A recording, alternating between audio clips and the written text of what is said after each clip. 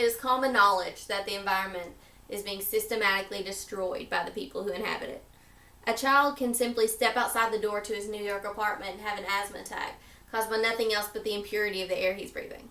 If this is what we face today, what are our children 50 years from now going to be forced to deal with?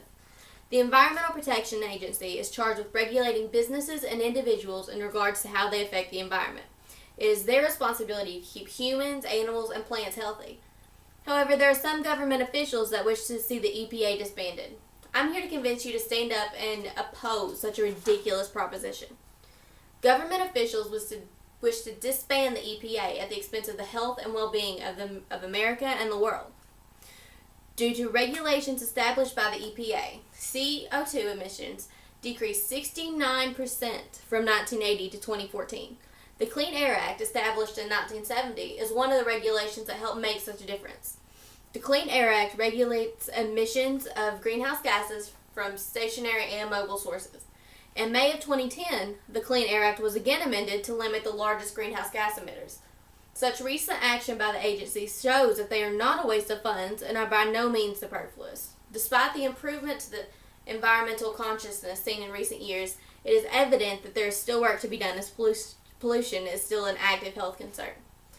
A recent news story about lead poisoning in Flint, Michigan shows the adverse effects of pollution on human health. According to the CDC, 500,000 children aged 1 to 5 had lead blood levels of 5 micrograms per deciliter. Our everyday habits contribute to the growing environmental concern.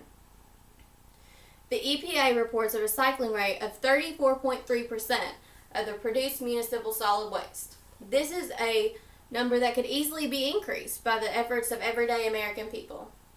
While an effort from individuals is definitely appreciated, it's obvious that there is still present need for an overriding force concerning environmental health. This force is the EPA. Unfortunately, there are rising powers within our government that would seek to destroy the EPA for the sole sake of saving money. However, this unfavorable outcome is easily remedied. All it will take is the voice of the American people rising in opposition.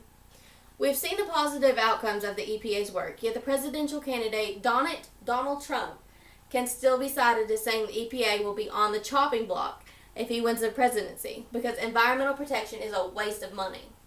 Stopping such a ridiculous idea in its path could be as simple as not electing those that believe in it to office. This is where your voice really counts. You, the individual. Being active in government will keep the EPA effective. This does not mean that you, yourself, must run for president. Simply go out and vote. Write a letter to your congressman. Show your leaders what you want, what you need. They'll listen to you. They have to. Politicians such as Trump seek only to increase wealth. I agree that saving money is important. However, it is also important to know when not to spend it. The EPA is not a reckless splurge. It is an essential part of our government that protects each and every one of us. You can be the one to shut the government officials down. We can visualize the benefits of speaking up by contrasting the results of not doing so. We can make an effort to save the EPA.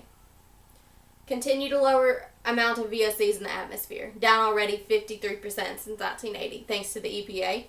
Eliminate the 4.8 million metric tons of plastic that is dumped into the ocean each year. Find a non-toxic way to keep insects away from our crops.